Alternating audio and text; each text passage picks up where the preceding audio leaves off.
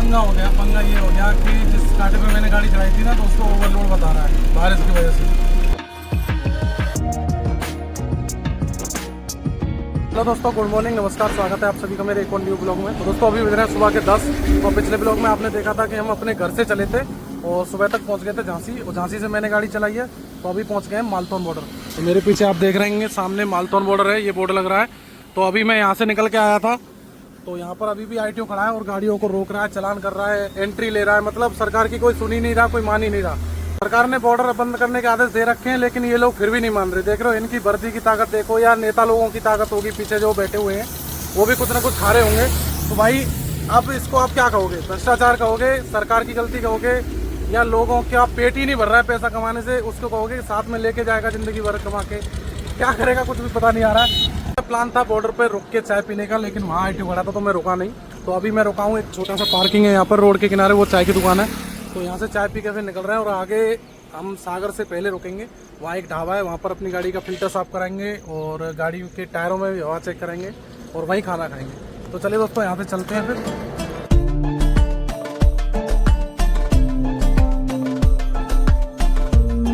दोस्तों मैं इस ढाबे की बात कर रहा था, इस पर मिस्त्री वगैरह, टायर पंचर की दुकान सब कुछ है। तो हमें थोड़ा सा मिस्त्री को भी दिखाना है।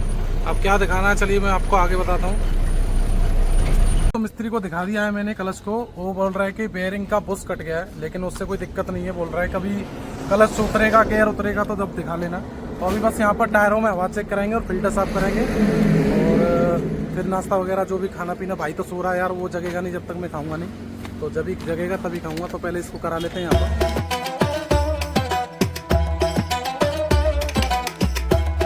टाइम हो गया 1:10 और अपनी टायर की हवा करा के और फिल्टर साफ करा के वहाँ से निकल चुके थे। और अभी हम पहुँचे देखिए सागर बाईपास। तो यहाँ पर 1 बजे से 2 बजे तक जो ITO होता है वो लंच टाइम में हट जाता है। तो इसी टाइम पे मैं पार करता हूँ इसको दिन में जब भी करना होता है।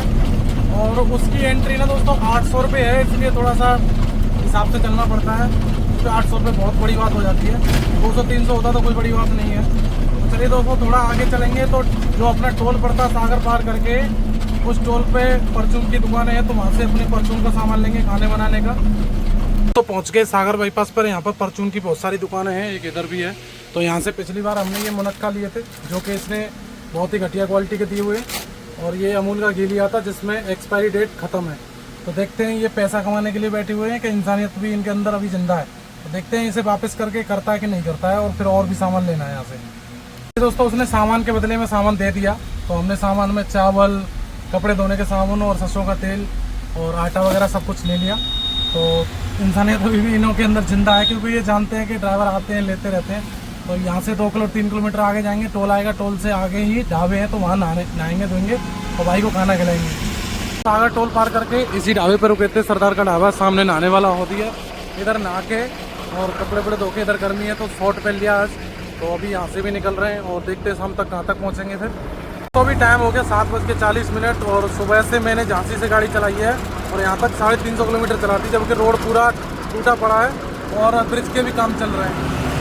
तो हमारे साथ जो भाई थे उन्होंने मुझे झांसी पे गाड़ी दी थी, वो वहाँ से ही सो रहे हैं। और सागर पे बस खाना खाया 3 बजे से 4 बजे तक, मतलब नहाए और खाए 1 घंटा वहाँ, और फिर सो रहे हैं और अभी तक नहीं जगे। यार कोई दिक्कत नहीं है, सोने से कोई दिक्कत नहीं है, कितना भी सोए अपनी नींद पूरी करें।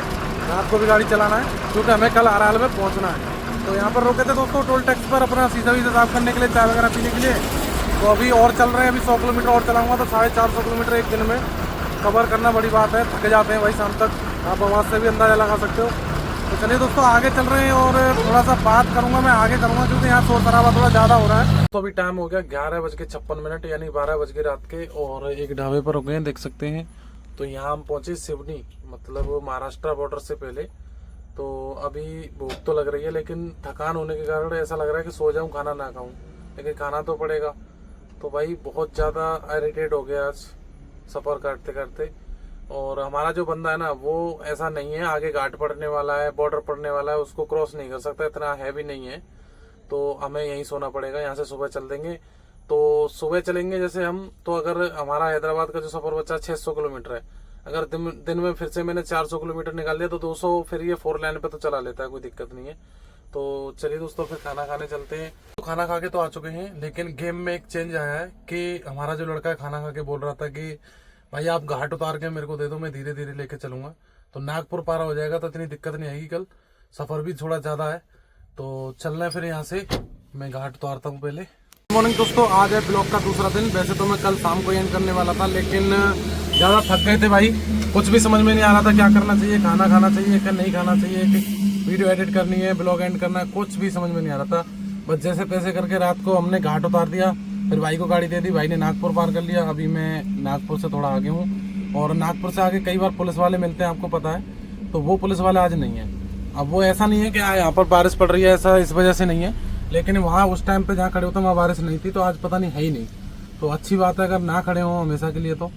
तो चलिए दोस्तों, यहाँ पर रुके थे। अभी ये सामने चाय की दुकान है, तो यहाँ चाय लेके आए और चाय की शुरुआत कर रहे हैं। और ये रस्क, तो इसे खा के थोड़ा सा टाइम निकालेंगे और आगे चल के हो सकता है कि यहाँ खाना भी बनाए हम, क्योंकि हमारे साथ जो भाई हैं वो एक तरह से एक्सपर्ट है खाना बनाने में, तो देखेंगे। चलिए दोस्तों, हम पहुँच चुके हैं महाराष्ट्र बॉर्डर। और महाराष्ट्र बॉर्डर देखिए काफ़ी दूर है यहाँ से, और इतना लंबा जाम है कि रोड तक आ चुका है। तो चलिए चलते हैं आगे के लिए।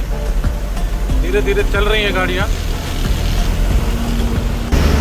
तो दोस्तों आज हम लाइन में नहीं लगेंगे, चोरी चपके से, मतलब बेईमानी करके लाइन में घुसेंगे, क्योंकि बहुत लंबा जाम है। कोशिश करेंगे घुसने की, घुस गए तो ठीक है, नहीं तो देखेंगे आगे। तो इसी वाले कंटेनर के पीछे हम लगा लेते हैं गाड़ी को, इसके नहीं, इसके आगे लगाऊंगा, चांसेस ज़्यादा हो जाएंगे घुसने के।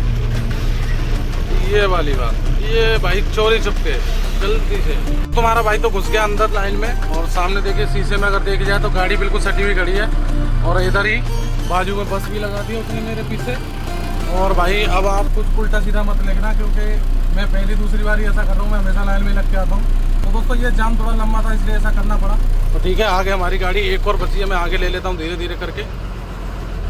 पंगा हो गया, पंगा ये हो गया कि जिस कांटे पे मैंने गाड़ी चढ़ाई थी ना, तो उसको ओवरलोड बता रहा है बारिश की वजह से। तो अभी ये दूसरे कांटे पे चढ़ा के देख रहे हैं कि ओवरलोड है या नहीं है। तो अभी हम बैक कर रहे हैं। बैक करने में यहाँ देखिए, चलिए चलते बैक करके। तो सॉर्ट आउट हो गया, उन्होंने पर्ची दे दी। मुझे लग रहा था कि ओवरलोड ना बैठ जाए बारिश की वजह से, क्यों तिरपाल वगैरह भीग जाती है तो ओवरलोड हो जाती है। तो चलिए बच गए आज हम। तो ये आ गया सामने बॉर्डर जिसमें पैसे वगैरह देते हैं, तो वो यहाँ पे स्टैंप लगेगा, तो चलते फिर पैसा देने के लिए। तो ये भी आ गया तेलंगाना का बॉर्डर, और यहाँ पर इतना जाम नहीं लगता, क्योंकि यहाँ कोई कांटा वाटा नहीं है, बस सीधे पैसे दो और निकल जाओ।